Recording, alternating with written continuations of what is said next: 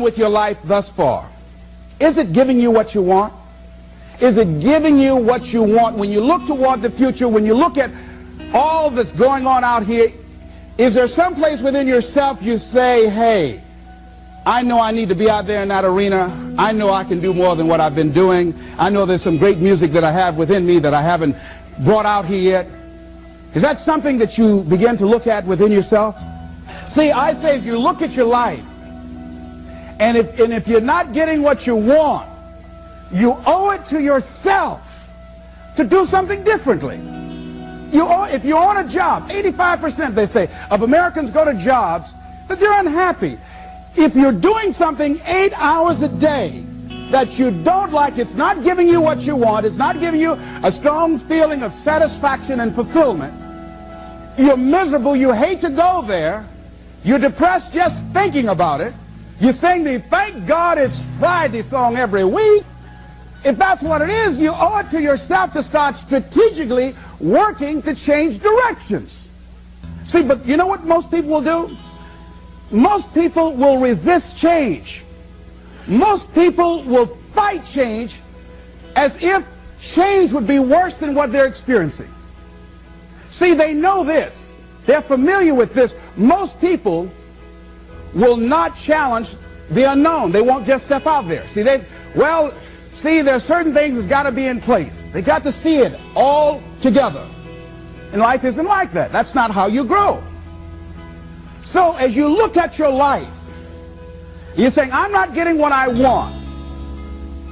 As you begin to look toward the future, begin to know that whatever it takes for you to create that, you've got that in you. You've got that. You've got genius in you. You've got goodness in you. You've got creativeness in you. If you decide to take the initiative to change the current quality of your life, I say to you that you will find that the universe is on your side, that life is on your side. Now, will it be turbulent? Yes. Will it be easy? No, no. Will you have some opposition? Yes.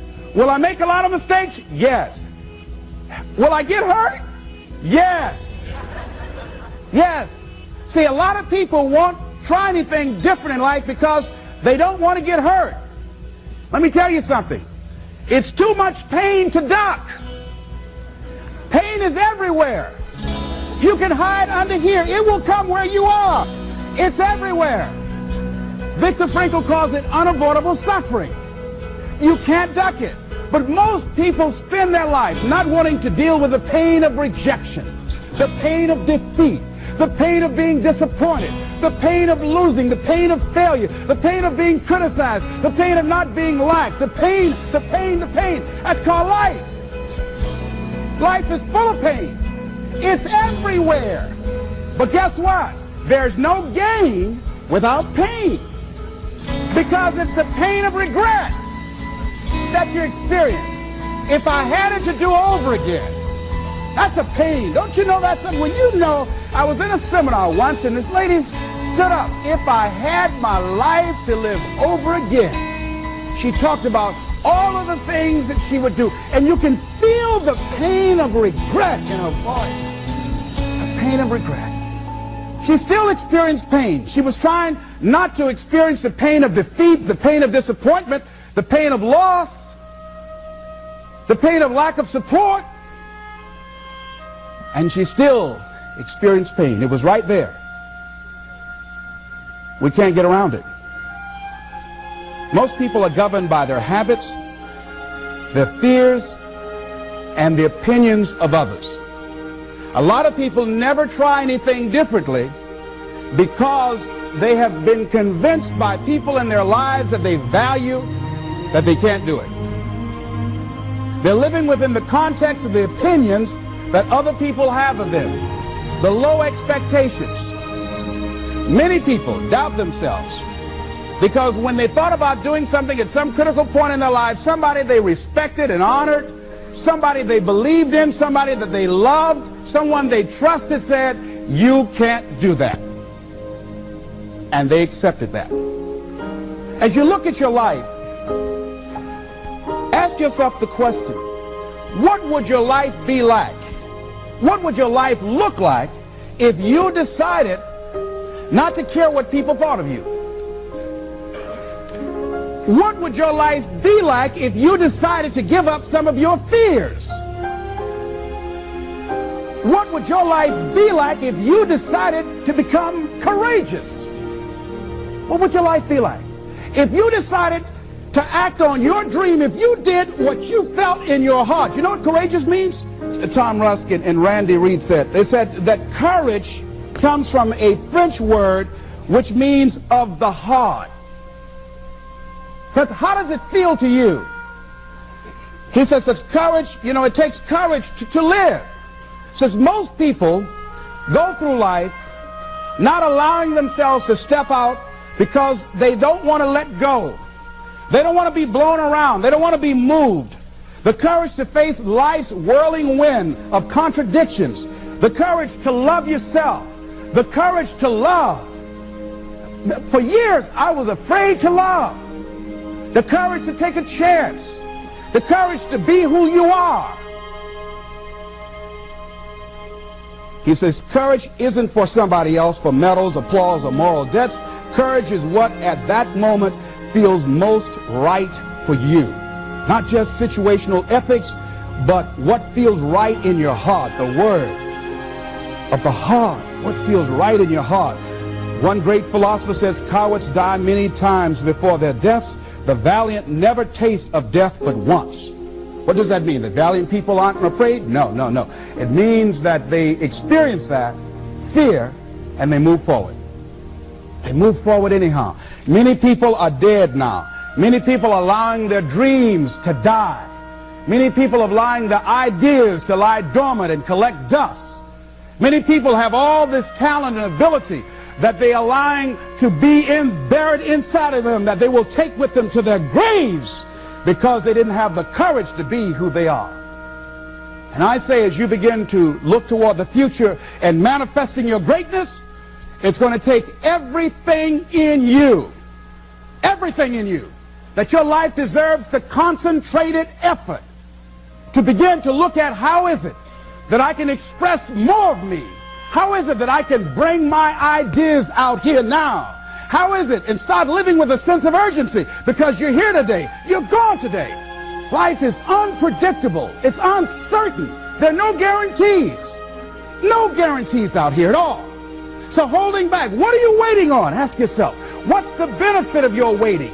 What's the benefit of your not living your dream? What's the benefit of not listening to yourself? Oh, please, listen to yourself. You know the feelings. If you start listening to the feelings in your heart, and I'm doing it now more every day, I find that my feelings, I can trust them.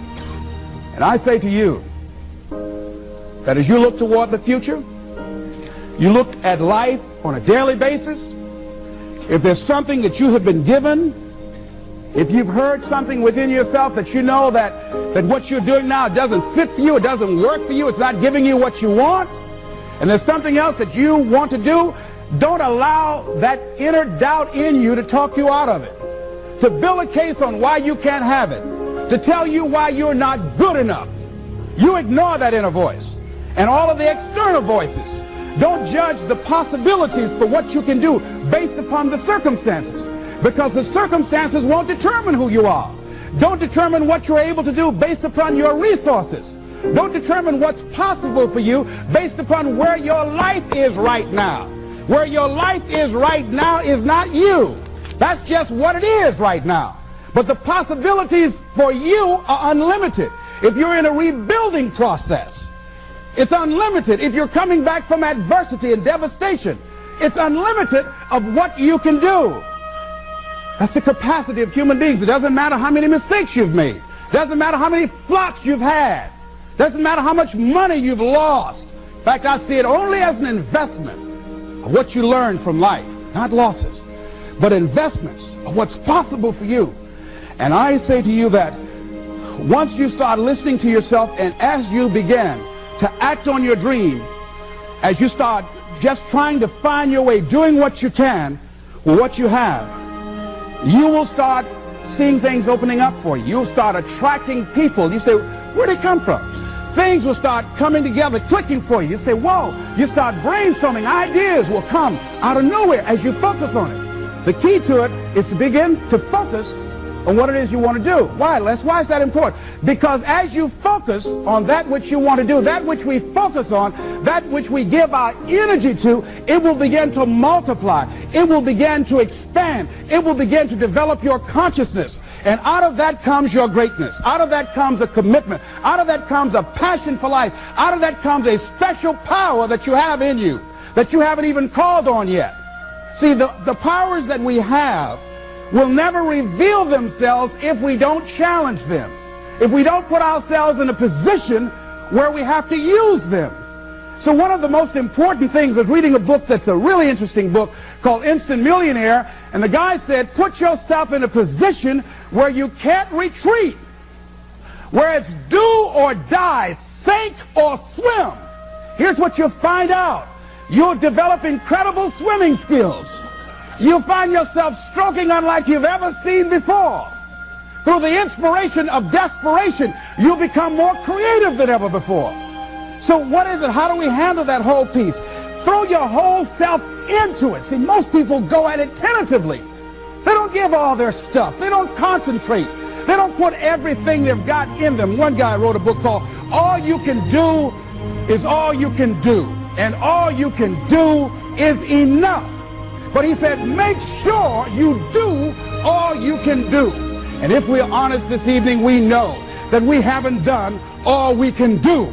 So as we look at the future, we can decide that from this day forward, as I look at my personal relationships, if I look at my professional relationships, if I look at my family relationships, if I look at all the dimensions of my life, looking at myself mentally, emotionally, and spiritually, I'm going to do all I can do to develop me, to bring my talent out here, to make a contribution to life.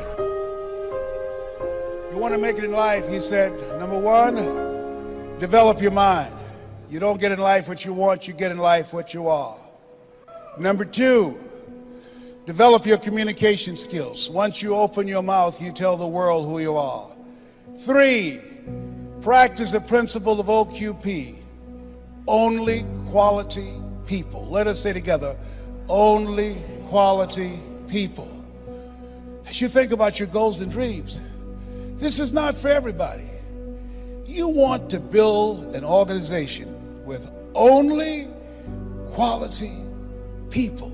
Not people who need more, but people who want more. You want to surround yourself with people that are hungry. People that are hungry are willing to do the things today others won't do in order to have the things tomorrow others won't have. People that are hungry do what they know, not what they feel. See, I didn't do this for years because I knew it would be hard. And Mr. Washington said something to me. Mike Williams, my mentor, you want to go online and find his book, The Road to Your Best Stuff. He said something that grabbed me, and I want you to put this someplace where you can see it. See, you build this business through persistence. You got to affirm, I will persist until I succeed. You build it through patience. It takes time to grow orchids.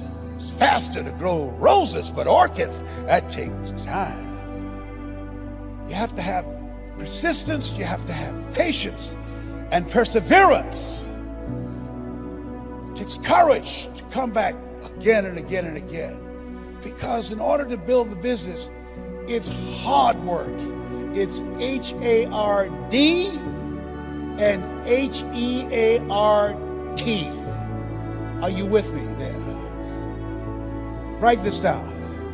If you do what is easy, your life will be hard. But if you do what is hard, your life will be easy.